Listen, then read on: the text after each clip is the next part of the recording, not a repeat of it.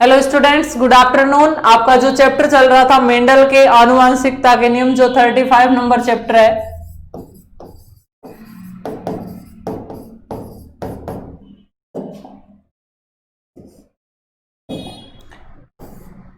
Mendel के आनुवंशिकता के नियम।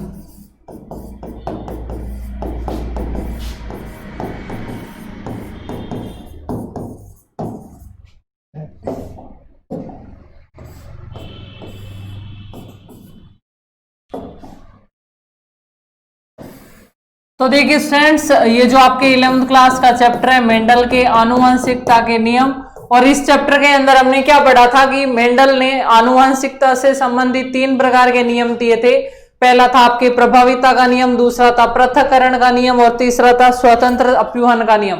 और मैंने आपको बताया था कि जो मेंडल के पहला और दूसरा नियम है, यानी प्रभाविता और पृथक्करण का नियम है, वो एक संकर संकरण पर आधारित है, यानी उसमें मेंडल ने पौधे के एक लक्षण का अध्ययन किया। और जो तीसरा नियम था स्वतंत्र अपव्यूहन का नियम, उसमें मेंडल ने पादप के 2 लक्षणों को लेकर अध्ययन किया, इसलिए हम बोलते हैं कि वो द्विसंकर संकरण पर आधारित है। तो हमने ये मेंडल के तीनों नियम पढ़े। अब हमारे कुछ ये जेनेटिक्स से संबंधित टर्म्स आती है, शब्दावलियां आती है कि किस शब्दावली का क्या अर्थ है, तो वो हम अब डिस्कस करते हैं। एक सबसे पहले एक शब्दावली आती है प्रतीप संकरण, और एक होता है परीक्षण संकरण। तो वो क्या होता है? संकरण तो आपको पता है 2 जातियों के बीच में क्रॉस करवाना, निषेचन भी बोला जा सकता है, तो उसे क्या बोला जाएगा? उसे बोला जाएगा संकरण। तो सबसे पहले हम देखते हैं प्रतीप संकरण क्या होता है और जो आपके परीक्षण संकरण है वो क्या होता है। तो सबसे पहले हम देखते हैं सामान्य शब्दावली,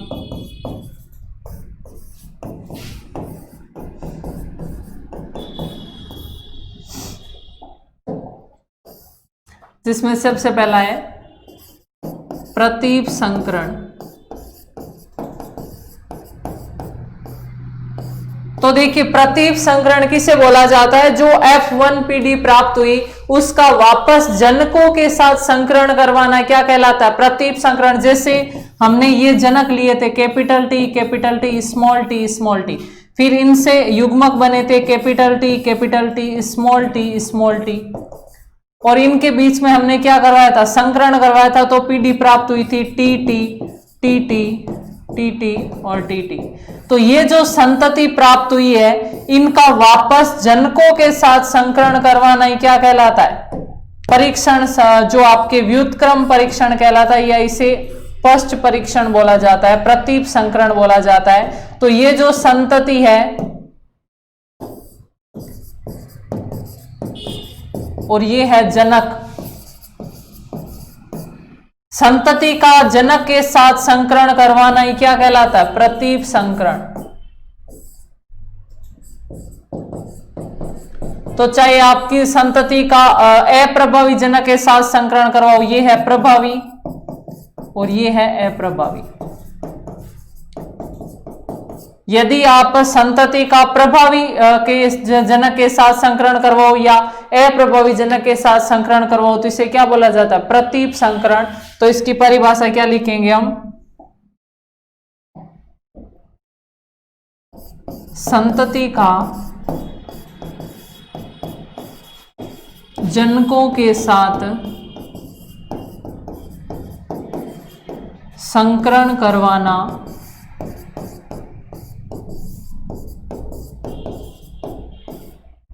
क्या कहलाता है? प्रतीप संकरण कहलाता है।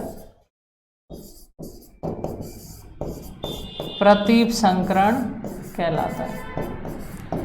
ठीक है, नोट कर लीजिए पॉइंट को। अब वो जनक कैसे भी हो सकते हैं? प्रभावी वाले भी हो सकते हैं, अप्रभावी वाले भी हो सकते हैं। आगे वाला जो आएगा परीक्षण संकरण, उसमें संतति का अप्रभावी जनक के साथ जब संकरण करवाया जाता है तो उसे क्या बोला जाता है? जो परीक्षण संकरण बोला जाता है। यहां पर हम टी को किसी के भी साथ संकरण करवा सकते हैं, कैपिटल टी या स्मॉल टी के साथ। तो इस प्रकार के संकरण को क्या बोला जाता है? प्रतीप संकरण। ये तो है संतति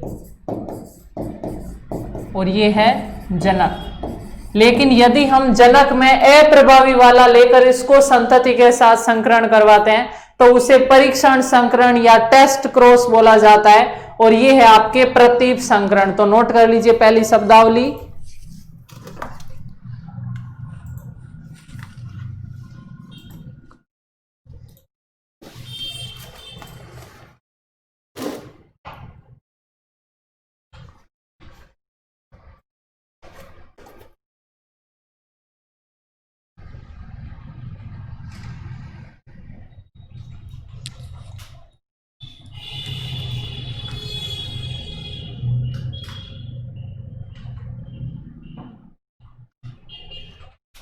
इसके बाद जो अगला जो शब्दावली है वो है आपके परीक्षण संकरण। तो नेक्स्ट देखिए,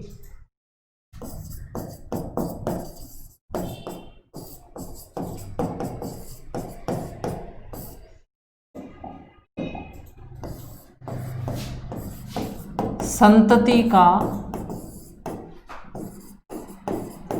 अप्रभावी जनक के साथ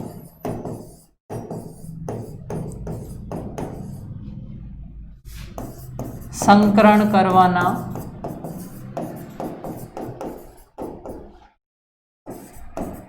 परीक्षण संकरण कहलाता है।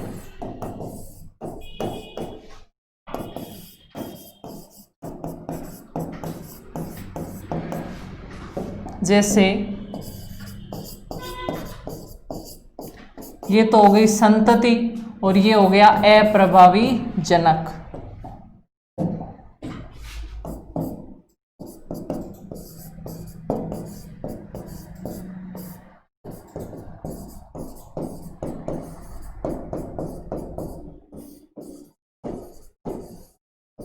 ठीक है, नोट कर लीजिए दोनों पॉइंट कि जब संतति का अप्रभावी जनक के साथ संकरण करवाया जाए तो उसे क्या बोला जाएगा? परीक्षण संकरण कहा जाता है। ठीक है, नोट कीजिए पॉइंट दोनों।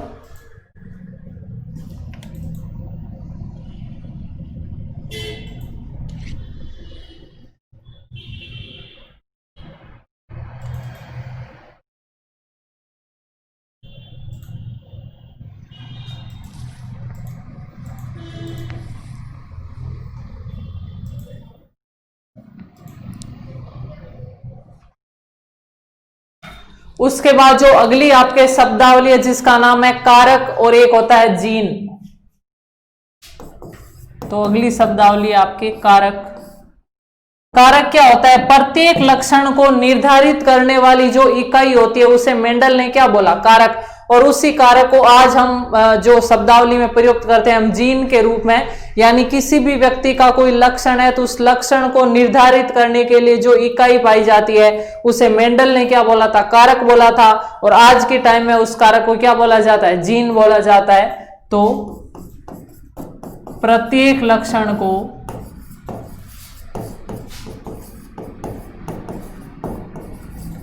निर्धारित करने वाली इकाई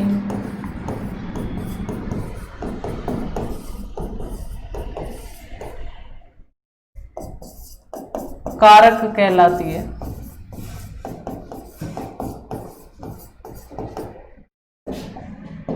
अगली है जीन। जीन भी प्रत्येक कारक इकाई को निर्धारित करता है, लेकिन जीन क्या होता है? डीएनए के टुकड़े होते हैं। ये डीएनए के खंड होते हैं जो किसी लक्षण का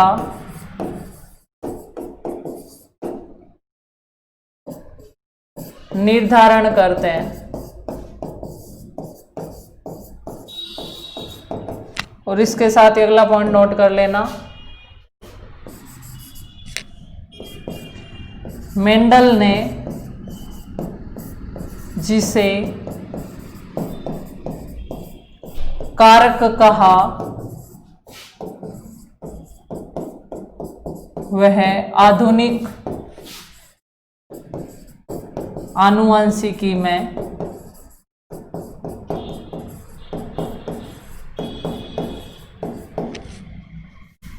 जीन नाम से जाना जाता है। ठीक है, मेंडल ने जिसे क्या बोला, कारक बोला, उसे आधुनिक आनुवंशिकी में क्या बोला जाता है, जीन बोला जाता है। तो दोनों है सेम ही चीज, कारक और जीन एक ही चीज है।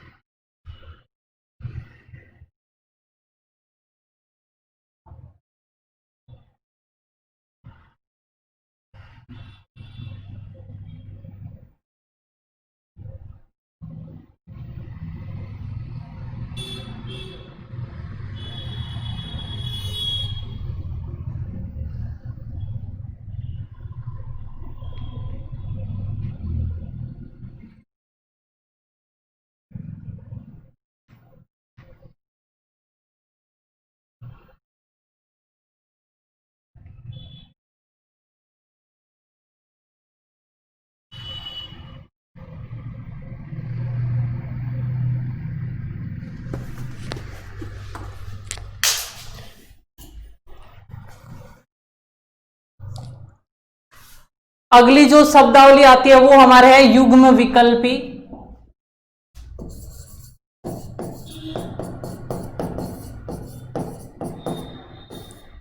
या इसे एलील बोला जाता है। देखिए, प्रत्येक लक्षण का निर्धारण करने वाले कुछ दो जीन होते हैं जो युग्म के रूप में पाए जाते हैं और उन्हें क्या बोला जाता है, युग्म विकल्पी बोला जाता है, या इन्हें सामान्य भाषा में क्या बोला जाता है, एलील भी बोल सकते हैं। तो इसकी परिभाषा हम क्या दे सकते हैं कि कोई भी जीन जो दो या दो से अधिक लक्षणों को निर्धारित करने के लिए विकल्प के रूप में होते हैं उन्हें हम क्या बोलते हैं, युग्म विकल्पी। तो इसकी परिभाषा देखते हैं हम, वे जीन जो किसी लक्षण को निर्धारित करने के लिए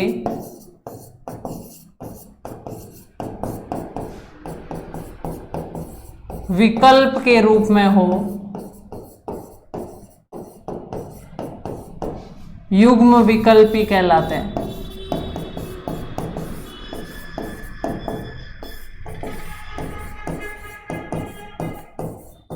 क्या कहलाते हैं, युग्म विकल्पी। परिभाषा नोट कर लीजिए। जैसे हमने पिछले भी देखा था, जो मेंडल का प्रभाविता का नियम था, पृथक्करण का नियम था, स्वतंत्र अपव्यय का नियम था।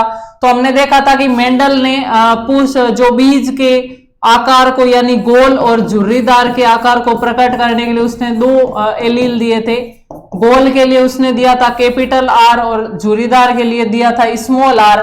तो ये दोनों क्या कहलाते हैं, युग्म विकल्पी, यानी दो जीन जो विकल्प के रूप में होते हैं जिसके लिए आप एक सेलेक्ट कर सकते हो, वो क्या कहलाते हैं, युग्म विकल्पी कहलाते हैं। ठीक है, तो युग्म विकल्पी गोल और झुर्रीदार, उसी प्रकार जो मानव का रक्त है, ब्लड समूह को निर्धारित करने वाले 3 जीन पाए जाते हैं, आई जीन बोला जाता है इसको। तो उसको लिए देखिए, जैसे मानव में रक्त समूह का निर्धारण करने वाली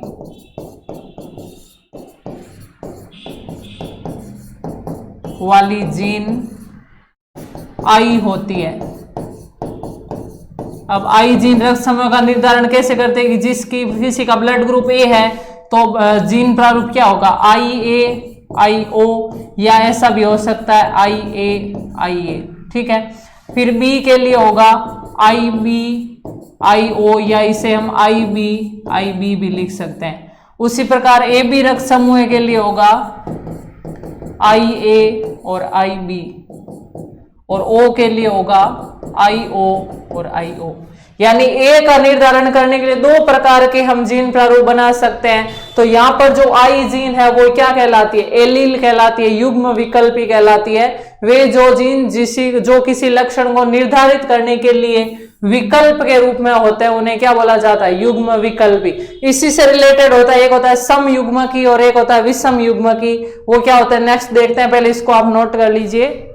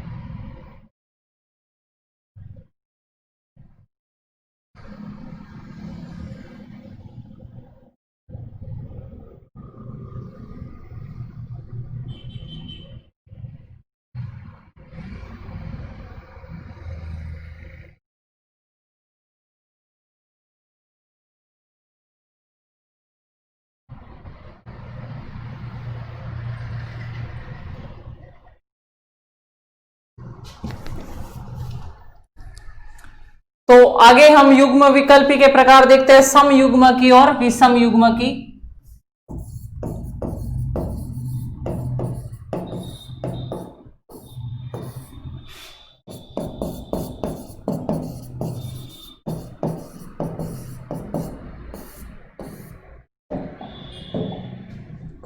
किसी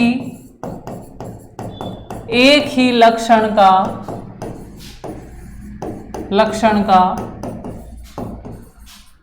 निर्धारण करने वाली जीन जब एक साथ उपस्थित हो तो उसे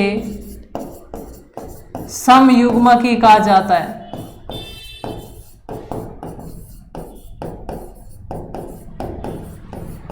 जैसे देखिए, अगर लंबापन का निर्धारण करने वाली लंबापन लक्षण के लिए अगर कैपिटल टी साथ में उपस्थित रहती है तो हम उसे क्या बोलेंगे, समयुग्म की अवस्था। या मोनापन का लक्षण करने वाली भी एक साथ में उपस्थित हो तो उसे हम क्या बोलेंगे, समयुग्म की।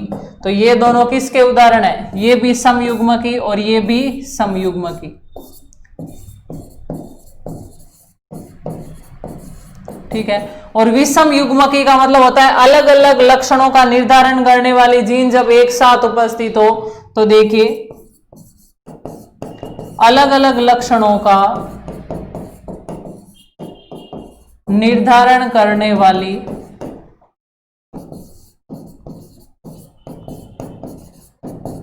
जीन जब एक साथ उपस्थित हो तो उसे विषम युग्मकी कहा जाता है,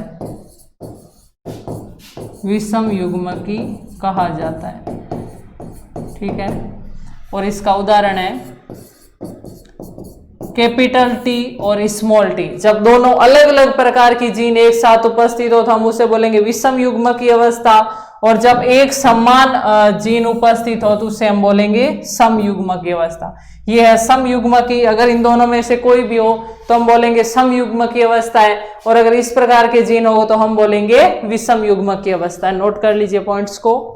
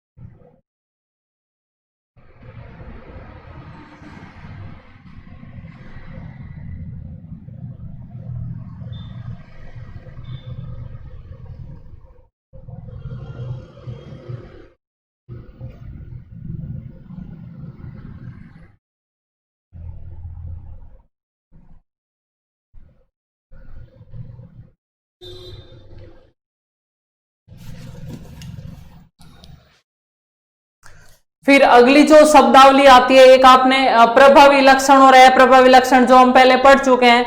जो लक्षण F1 PD में प्रकट होता है उसे प्रभावी लक्षण बोला जाता है, जो F1 PD में प्रकट नहीं होता है उसे अप्रभावी लक्षण बोला जाता है। तो वो हम पीछे पढ़ चुके हैं। एक नाम आता है लक्षण प्रारूप, जो हमने पढ़ा था उनका अनुपात, और एक नाम आता है जीन प्रारूप। किसी जीव का जो बाहर से रूप दिखाई देता है उसे क्या बोलेंगे? लक्षण प्रारूप, या इसे बोला जाता है फिनोटाइप। और आंतरिक जीव की संरचना कैसी है या उसके अंदर जीन गुणसूत्र किस प्रकार के उपस्थित होते हैं उससे जीन प्रारूप या जीनोटाइप कहा जाता है। ठीक है, तो परिभाषा देखते हैं। किसी जीव का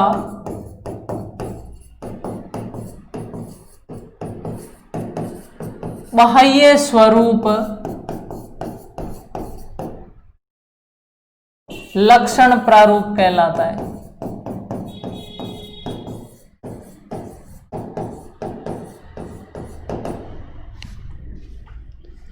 किसी जीव की जीनीय संरचना या हम इसे आंतरिक संरचना भी बोल सकते हैं, जीन प्रारूप कहलाता है।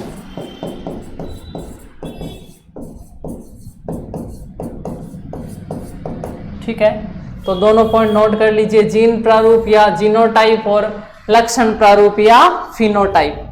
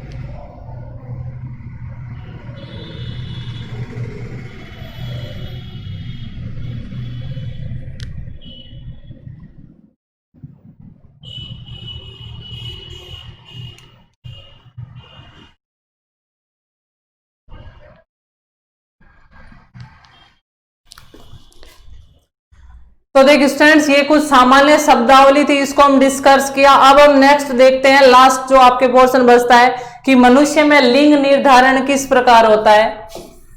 मनुष्य में लिंग निर्धारण, sex determination in human body. देखिए स्टूडेंट्स, मानव के शरीर में दो प्रकार के गुणसूत्र पाए जाते हैं। एक कहलाते हैं लिंगीय गुणसूत्र और एक होता है अलिंगीय गुणसूत्र। जो गुणसूत्र नर और मादा लिंग का निर्धारण करते हैं उन्हें बोलते हैं लिंग गुणसूत्र, और जो गुणसूत्र नर और मादा का लिंग निर्धारण करवाने के अलावा जो गुणसूत्र बचते हैं उन्हें क्या बोला जाता है, अलिंगीय गुणसूत्र बोला जाता है। तो मानव शरीर, पहला पॉइंट लिखेंगे, मानव शरीर में दो प्रकार के गुणसूत्र पाए जाते हैं।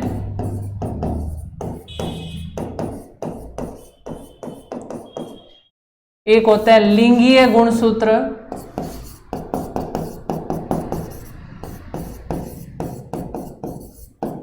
और एक होते हैं अलिंगीय गुणसूत्र।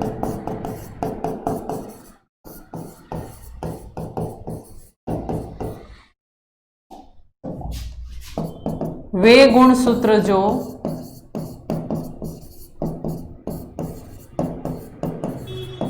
नर या मादा लिंग निर्धारण का कार्य करते हैं, लिंग निर्धारण में सहायक होते हैं, वो क्या कहलाते हैं, लिंगीय गुणसूत्र। और अलिंगीय, लिंगीय गुणसूत्र के अलावा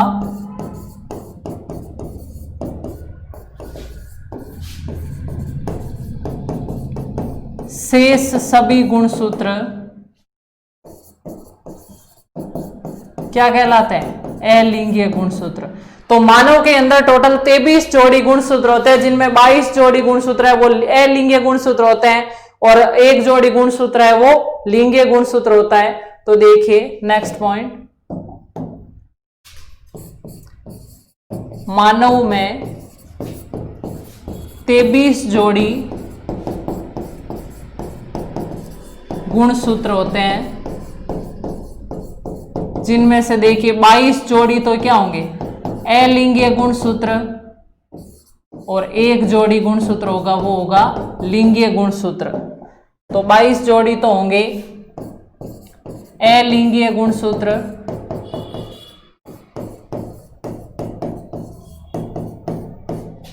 और एक जोड़ी गुणसूत्र होगा वो होगा लिंगीय गुणसूत्र। अब वो एक जोड़ी कैसा होगा, या तो वो होगा XX और या वो होगा XY। अगर पुरुष है तो उसके अंदर, लड़का है तो उसके अंदर XY होगा और लड़की है तो उसके अंदर XX होगा। तो एक जोड़ी गुणसूत्र है वो लिंगीय गुणसूत्र कहलाते हैं, जो लिंग निर्धारण में सहायता करते हैं। हम देख सकते हैं अगर XX है तो वो लड़की है और XY है तो वो लड़का है। और बाकी जो 22 जोड़ी गुणसूत्र है वो कायिक गुणसूत्र या अलिंगीय गुणसूत्र कहलाते हैं। इन्हें कायिक गुणसूत्र भी बोला जाता है और इन्हें लैंगिक गुणसूत्र भी बोला जाता है। ठीक है, तो नोट कर लीजिए। फिर हम देखते हैं मनुष्य में लिंग का निर्धारण किस प्रकार होता है लिंगीय गुणसूत्रों से।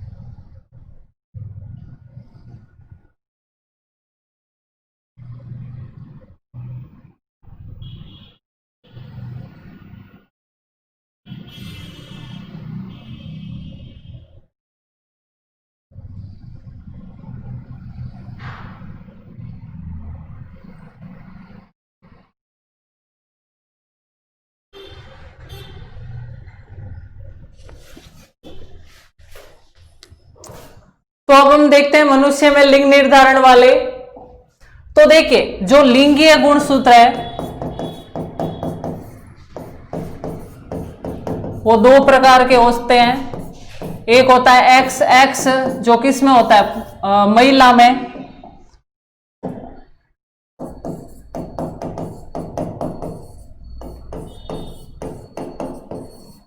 देखिए स्टूडेंट्स बिल्कुल ध्यान से समझिए ये पॉइंट। लिंगीय गुणसूत्र दो प्रकार के होते हैं, एक होता है एक्स वाई और एक होता है एक्स एक्स। जो एक्स वाई लिंगीय गुणसूत्र होता है वो होता है पुरुष में, और जो एक्स एक्स होता है वो होता है महिला में।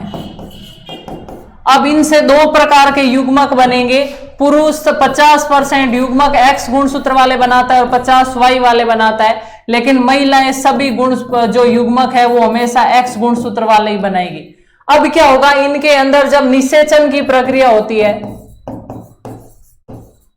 मैंने आपको बताया अगर एक्स वाई है तो मतलब वो पुरुष है, लड़का है, अगर एक्स एक्स है तो मतलब वो महिला है। अब इनके अंदर आगे जो इनकी संतान होगी तो देखिए उसमें किस प्रकार का प्रक्रम होगा। अगर पुरुष का एक्स गुणसूत्र महिला के तो हमेशा एक्स से ही है, पुरुष का एक्स गुणसूत्र महिला के एक्स से मिलता है तो बनता है एक्स एक्स, यानी क्या बनेगी, लड़की।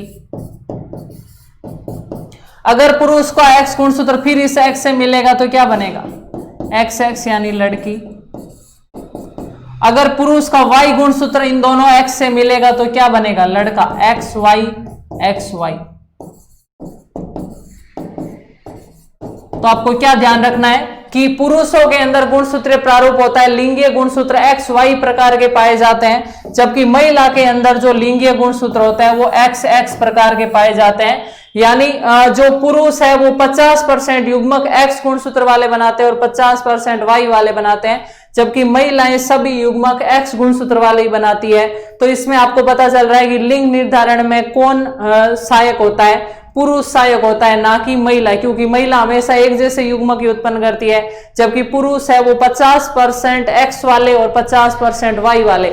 अगर एक्स वाले युग्मक महिला के अंडाणु के साथ निषेचित होते हैं तो लड़की उत्पन्न होती है, अगर वाई वाले शुक्राणु है वो महिला के युग्मक के साथ संक्रमित होते हैं, जो निषेचित होते हैं, तो क्या उत्पन्न होता है, लड़का। तो मनुष्य में लिंग निर्धारण में कौन सहायक होता है, पिता, ना कि माता। नोट कर लीजिए, फिर मैं पॉइंट्स लिखवाती हूं।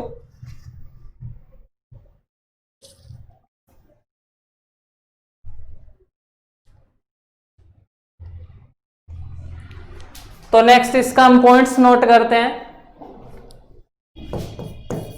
पुरुष में 50% युग्मक एक्स गुणसूत्र वाले होते हैं,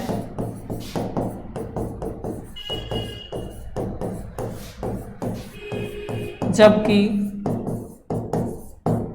50% युग्मक वाई गुणसूत्र वाले होते हैं।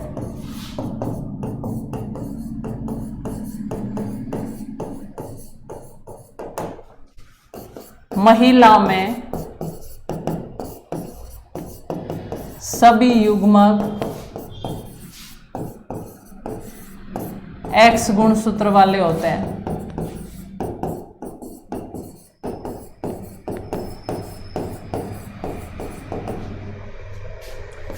यदि पुरुष के एक्स गुणसूत्र युक्त युग्मक महिला के युग्मक से मिलते हैं तो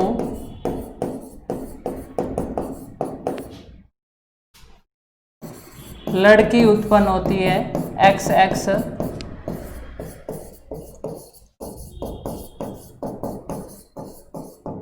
तथा यदि पुरुष के वाई गुणसूत्र युक्त युग्मक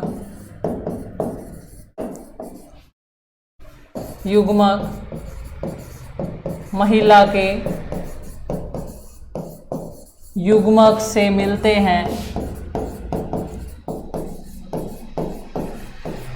हैं तो लड़का अर्थात एक्स वाई लड़का उत्पन्न होता है।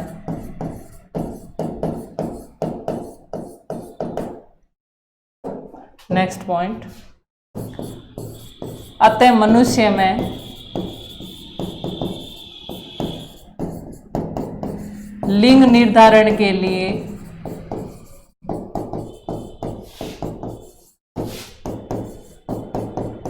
पुरुष भागीदार होता है,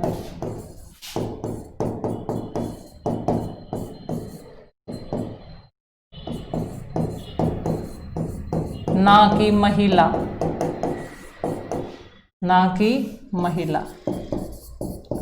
ठीक है, तो ध्यान रखना पुरुष में 50% युग्मक कैसे होते हैं, एक्स गुणसूत्र वाले होते हैं, जबकि 50% जो युग्मक होते हैं वो वाई गुणसूत्र वाले होते हैं।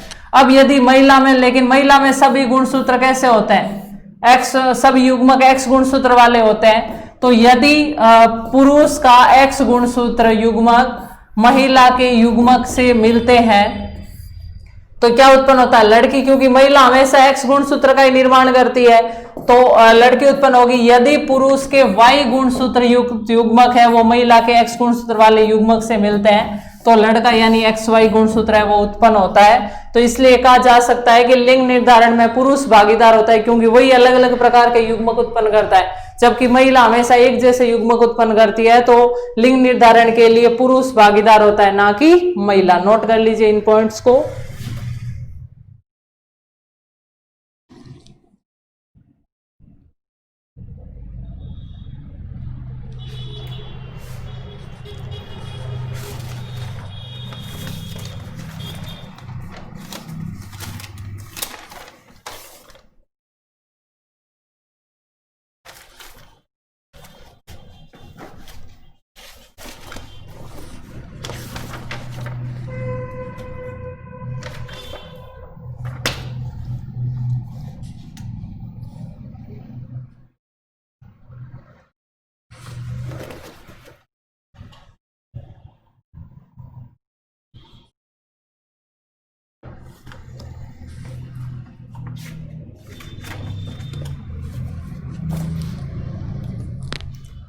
तो ये हमने मनुष्य में लिंग निर्धारण को पढ़ा और इसके साथ ही आपके ये मेंडल के आनुवंशिकता के नियम वाला टॉपिक है वो कंप्लीट होता है। तो मिलते हैं नेक्स्ट क्लास में एक नए टॉपिक के साथ, तब तक के लिए थैंक यू सो मच।